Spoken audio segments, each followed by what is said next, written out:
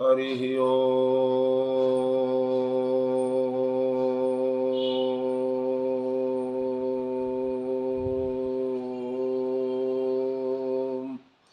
श्रीमन्महागणाधिपतये नमः।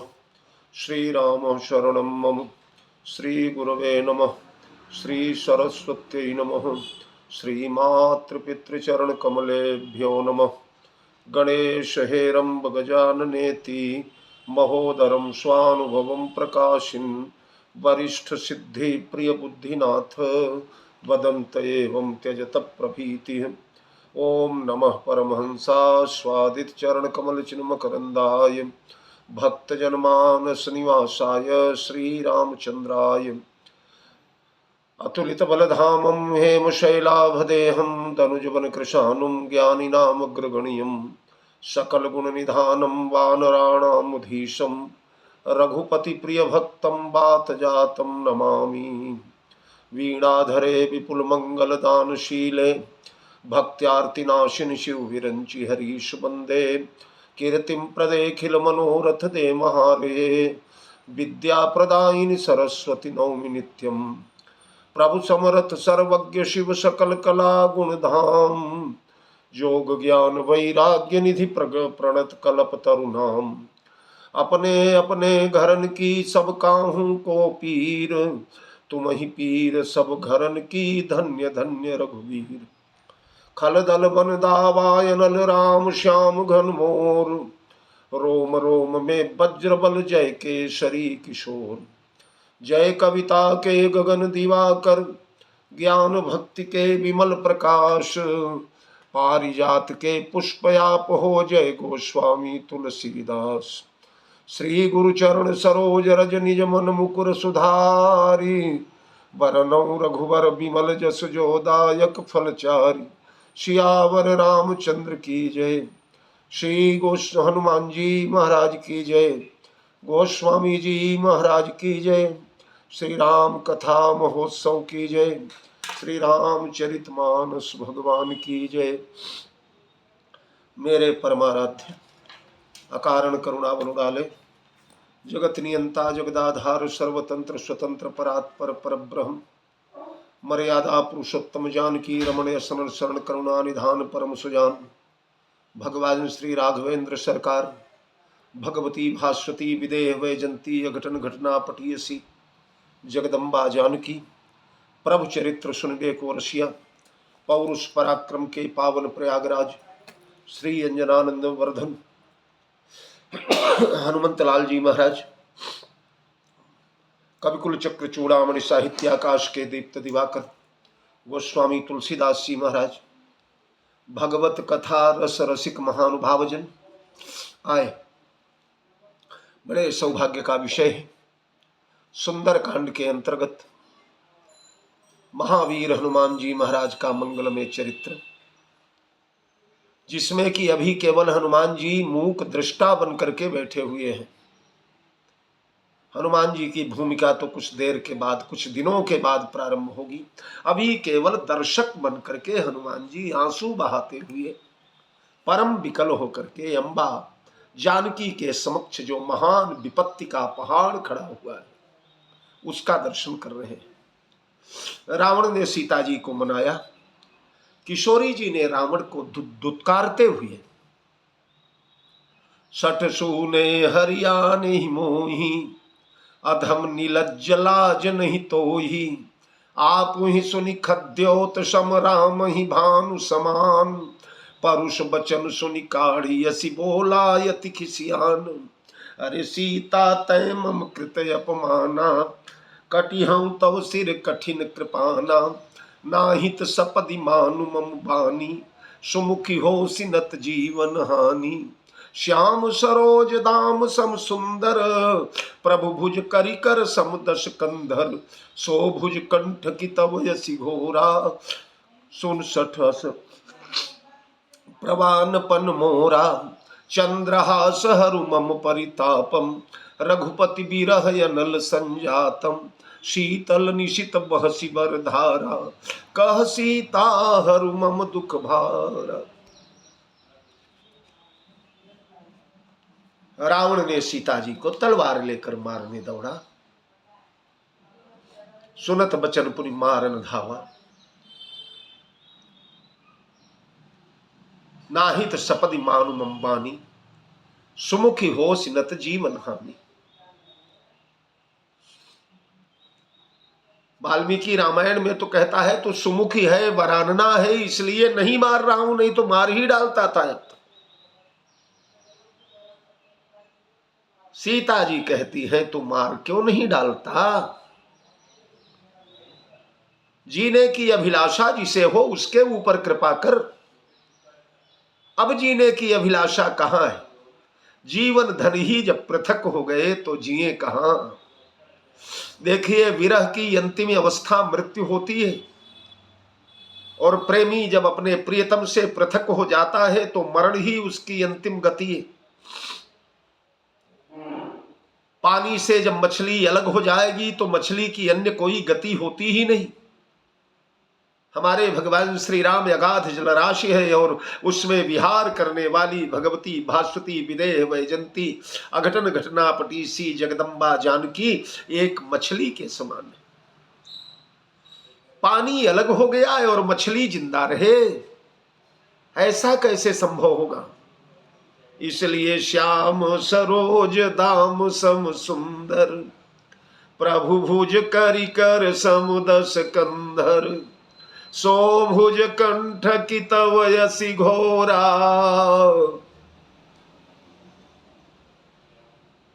सो भुज कंठ की तव यसी घोरा, सुनु सठ यस प्रवान पन मोरा। श्याम सरोज दाम सम सुंदर, एकाएक भगवान श्री राघवेंद्र की वह विशाल भुजाएं स्मरण आ गई सीता जी को। किशोरी जी के नेत्रों के समक्ष वो विशाल भुजाएं मानो चमकने लगी, साकार हो गई। ए रावण, हमारे ये जो कंठ पर तू तलवार डालना चाहता है ना, तो इस मेरे कंठ की दो ही गति है। कौन सी गति है? दो। प्रथम गति, सर्वश्रेष्ठ गति तो ये है कि श्याम सरोज दाम सम सुंदर, प्रभु भुज करि कर सम दश कंधर, सो भुज कंठ, ये प्रथम गति है।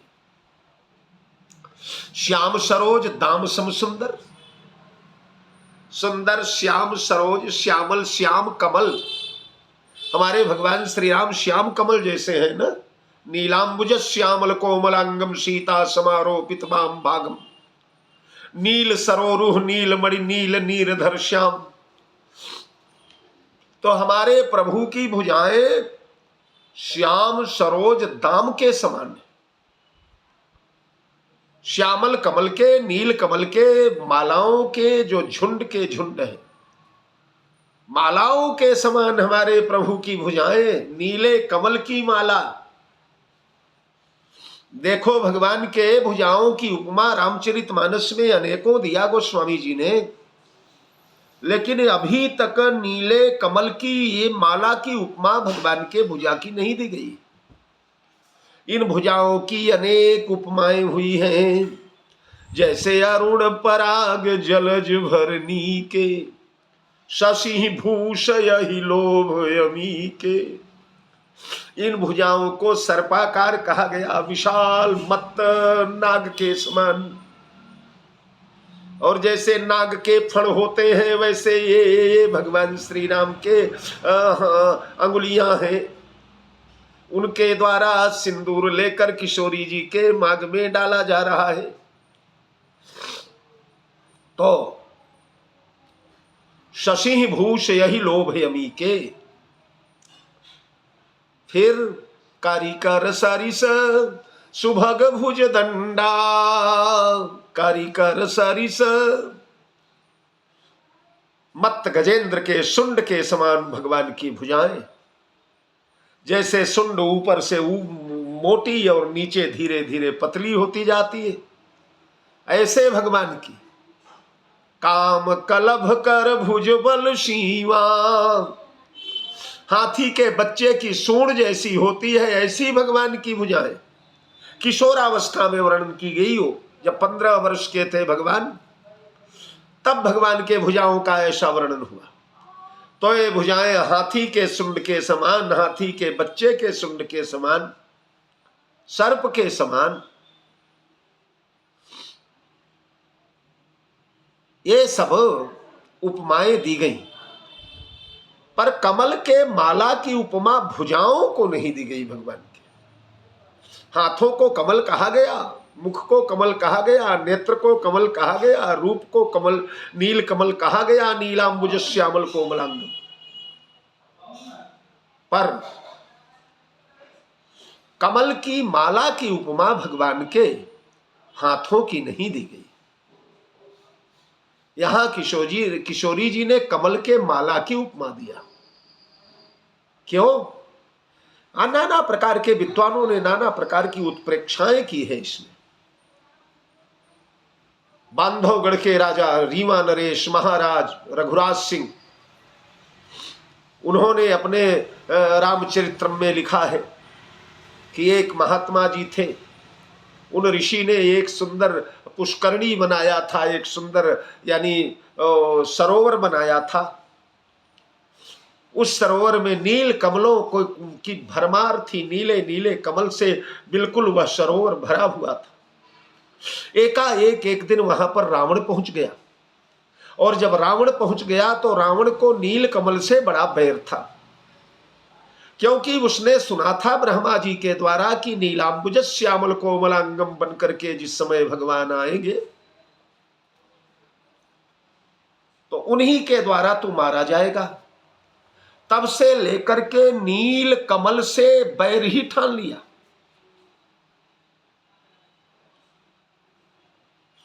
इतना प्रगाढ़ बैर है।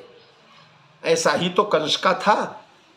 कंस जब किसी काली चीज को देखता था तो उछल करके कूद पड़ता था, हो मेरा बैरी आ गया।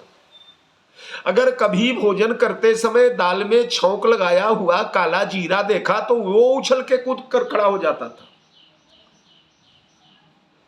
इतने अंदर तक भगवान श्री राम का नीलांबुज श्यामल कोमलांगम धंस गया है, समा गया है, कि उस स्वरूप से ही रावण जो है भयभीत रहता है, उसका निर्मूल कर देना चाहता है। तो उस सरोवर में केवल नील कमल नील कमल नील कमल नील कमल भरे हुए थे। रावण देखकर इतना क्रुद्ध हुआ कि कूद गया सरोवर में, सारे कमलों को उखाड़ करके सरोवर को बिल्कुल कमल विहीन कर दिया। उन कमलों की सुबास सायंकाल जब मधुर मधुर निकलती थी तो महात्मा जी मुग्ध होकर के भगवान का भजन करते थे। उन्होंने आज देखा सुगंध नहीं आ रही है, एकाएक कमल सरोवर में देखा, रावण सबको उखाड़ कर निकल रहा था। उन्होंने श्राप दे दिया, दुष्ट, मेरे नील कमलों से इस सरोवर को उजाड़ कर मेरे आश्रम को तूने छविहीन कर दिया। जा, जिस दिन तू नील कमल रूपी भुजाओं का दर्शन करेगा उसी दिन तेरा काल आ जाएगा, तेरी मृत्यु आ जाएगी। यह महाराजा रघुराज सिंह रीवा नरेश का भाव है। उसके बाद मानस मयंक में और भाव प्रदीपिका में यह वर्णन किया गया कि एक बार महाराज दुर्वासा कमल कर्णिका पर बैठ करके भगवान का ध्यान कर रहे थे। अब इन ऋषियों के पास तो अष्ट सिद्धियां हैं, अणिमा है, महिमा है, लघिमा है, गरिमा है, प्राकाम्य है, निष्काम्य है, ईशित्व है, वशित्व है। ये देखने में अच्छे स्थूल होंगे पर बिल्कुल रुई के समान हल्के हो जाएं, देखने में छोटे रहे पर हिमालय के समान वजनदार हो जाएं। हनुमान जी महाराज जिस समय लंका पर चढ़े, लंका के ऊपर, उस समय हनुमान जी महाराज का शरीर बिल्कुल देह विशाल पर्वताकार शरीर था, लेकिन गोस्वामी जी कहते परम हरुआई, रुई जैसे हल्के थे। कूद के यहां गए, वहां गए, वहां गए, वहां गए। तो दुर्वासा जी अपने तपोबल से बिल्कुल रुई जैसे हल्के होकर के कमल कर्णिका पर बैठ करके, कमल पुष्प पर और कमल कर्णिका के सहारे भगवान का ध्यान कर रहे थे। उसी समय रावण आया और सरोवर में प्रवेश करके उसने कमल दंड को काट दिया और काट दिया। दुर्वासा जी गिर पड़े, डूबने लगे। जब देखा उन्होंने कि ये रावण की करतूत है, तो क्रुद्ध होकर के उन्होंने श्राप दे दिया, हे दुष्ट, इसी कमल नील कमल के समान कोमल जिसकी भुजाएं होंगी, उसके द्वारा तू मारा जाएगा। उन भुजाओं के सामने आते ही तेरा काल तेरे सामने आ जाएगा।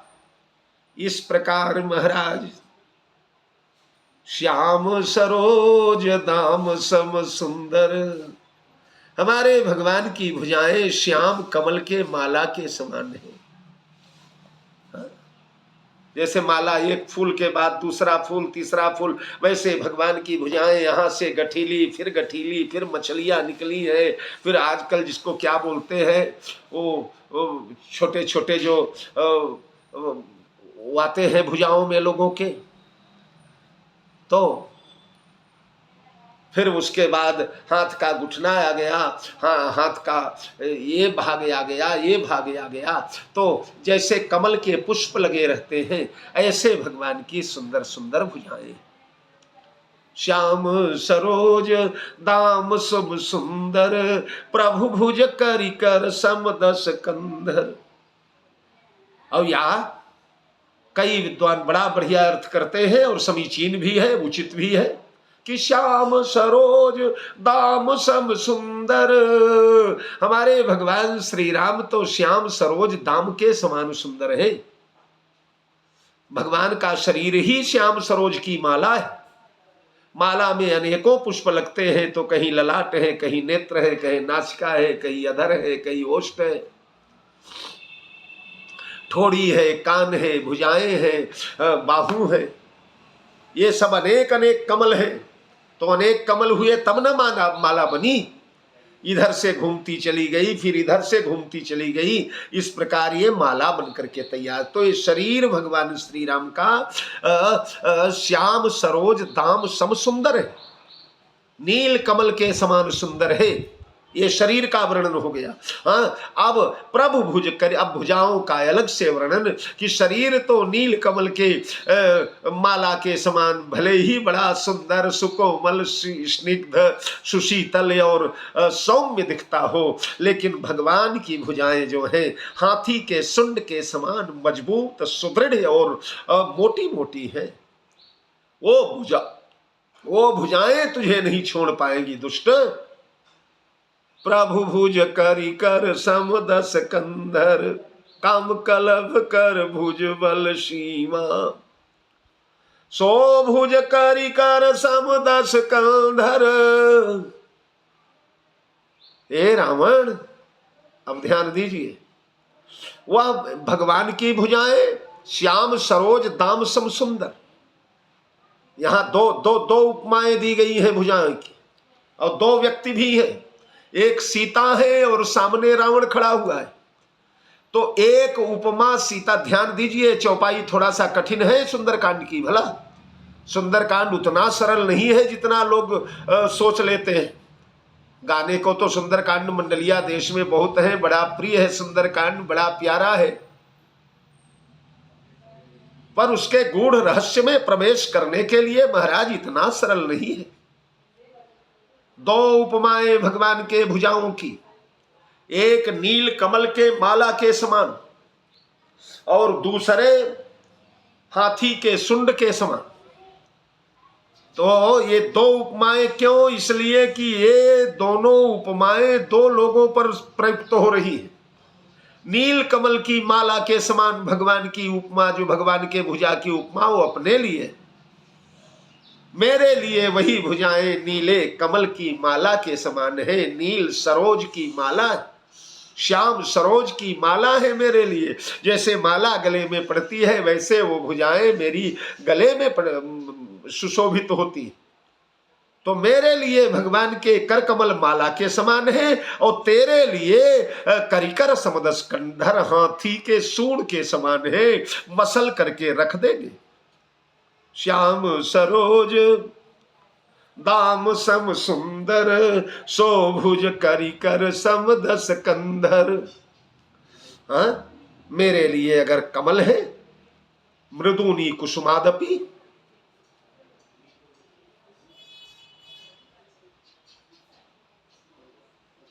तो तेरे लिए वज्र के जैसी कठोर है वो भुजाएं।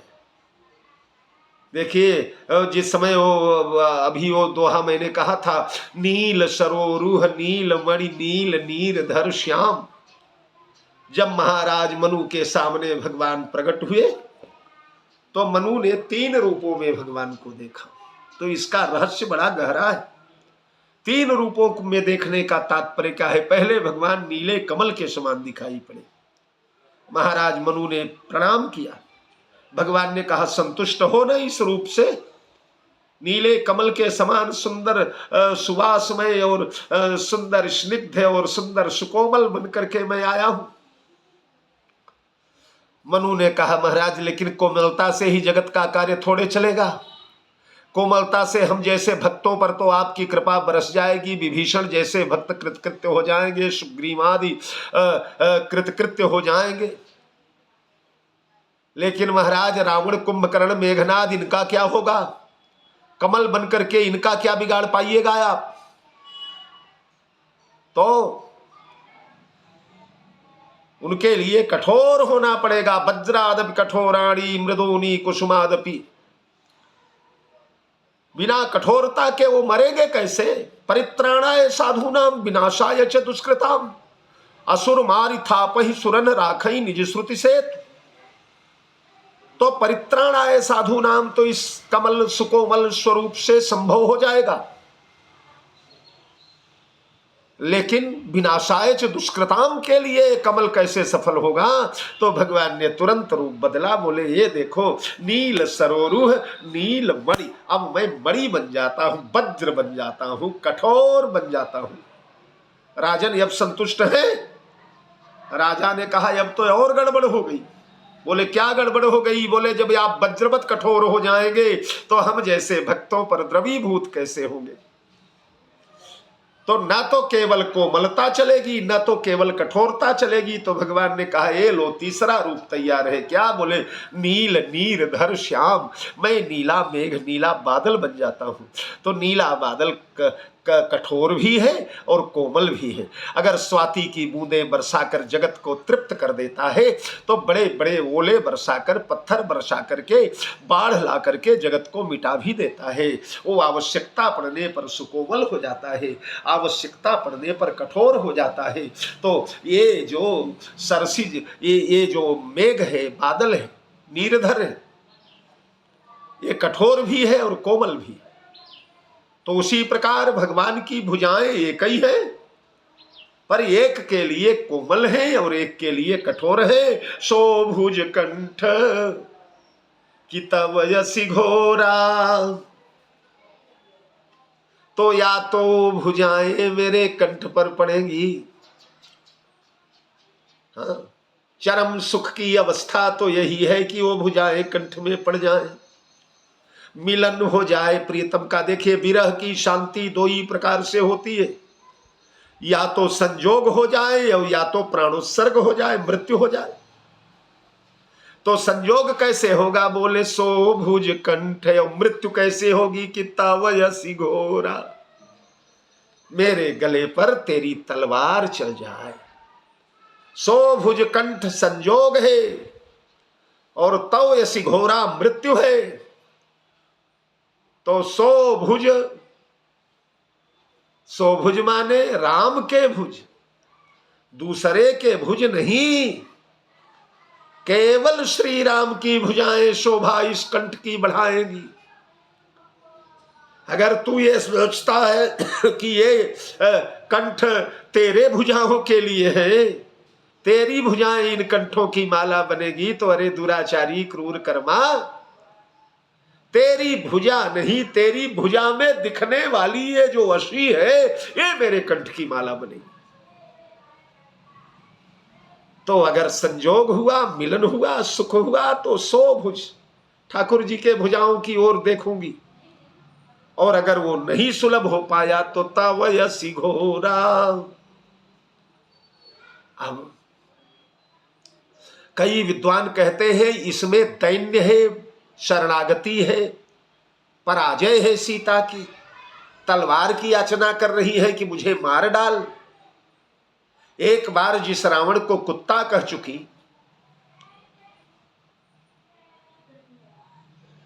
जिस रावण को नीच कह सकी, खल कह चुकी, अरे 60 सूने हरियाण सिमोही, अधम नीलाज लाज नहीं तो ही। असमन समुझ कहती जान की, खल सुधि नहीं रघुबीर मान की। उस रावण के सामने ये कहेगी कि मेरा तलवार से मेरा सिर काट दे। तो कई विद्वानों ने, पंडित राम गुलाम जी द्विवेदी जो मानस के पहले वक्ता माने जाते हैं, आज के 150 साल पहले रामायण के प्रवचन वगैरह नहीं होते थे, कथाएं नहीं होती थी।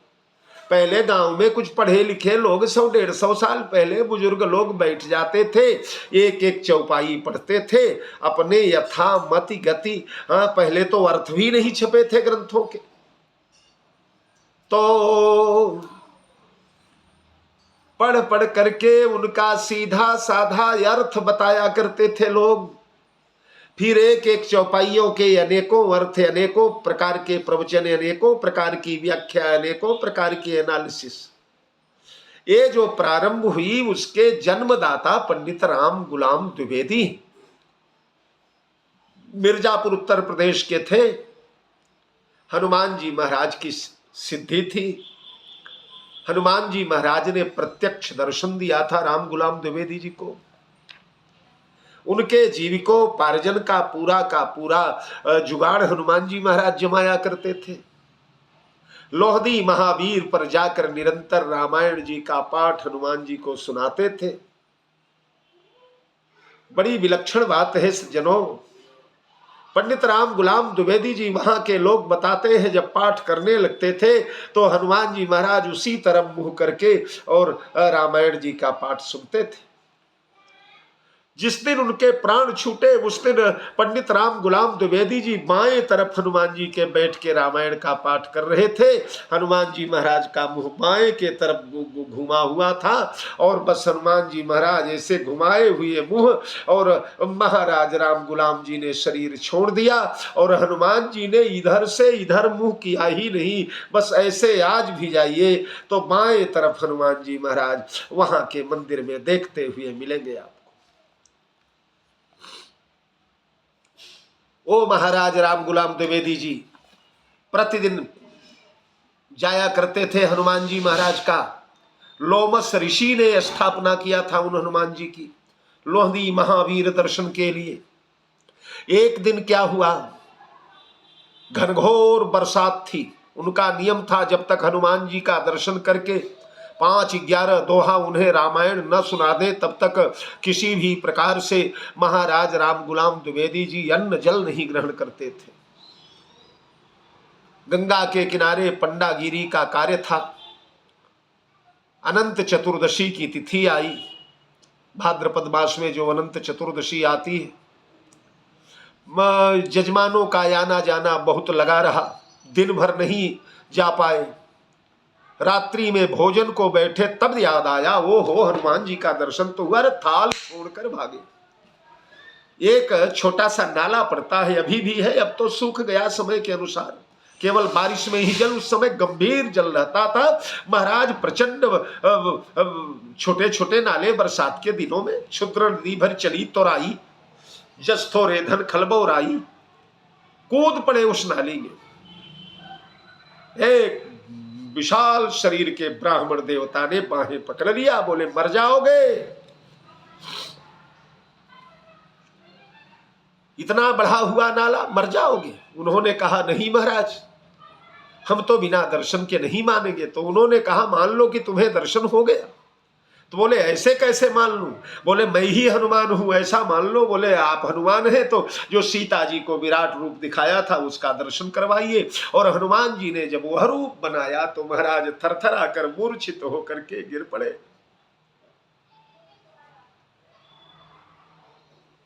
मलमूत्र सब निकले आए, बड़ी देर बेहोश पड़े रहे। जागे तो देखा तो हनुमान जी के मंदिर में पड़े। और हनुमान जी के मंदिर में रात्रि में नियम यह है कि हनुमान जी महाराज रात्रि में शैया लगती है, हनुमान जी की गद्दा तकिया रजाई लगाया जाता है विश्राम के लिए। देखा राम गुलाम जी ने तो पूरा बिस्तर पानी से भरा हुआ है, तर तर तर तर पानी बह रहा है।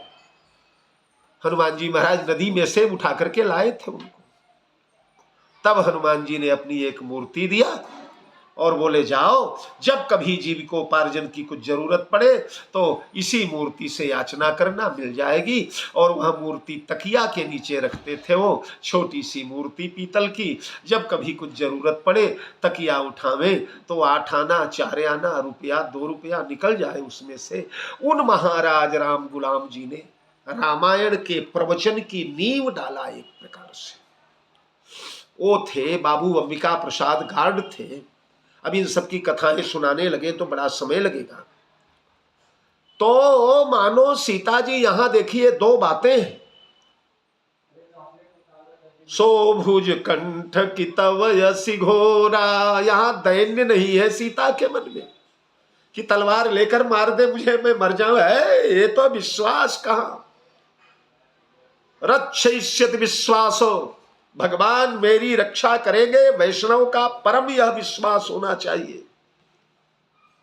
तो कहती है रावण, श्याम सरोज दाम सम सुंदर, प्रभु भुज करी कर सम 10 कंधर। भगवान श्री राम की श्याम सरोज जैसी जो भुजाएं हैं, श्याम सरोज के माला जैसी जो भुजाएं हैं, वो भुजा तो मेरे कंठ में पड़ेगी। श्याम सरोज दाम सम सुंदर और सो भुज कंठ की तब यसी घोराए, और उन भुजाओं की घनघोर यसी जो है, घनघोर तलवार जो है, जिस तलवार से भगवान ने विराध की भुजाएं काटा था। वाल्मीकि रामायण पढ़ेंगे आप तो उस भुजा की कठोर तलवार, घनघोर तलवार तेरे कंठ पर पड़ेगी। मेरे कंठ पर भगवान की भुजाएं पड़ेगी और तेरे कंठ में सो भुज कंठ की तब यसी घोरा, वह भुज मेरे कंठ में पड़ेगी और तव कंठ में, तव कंठ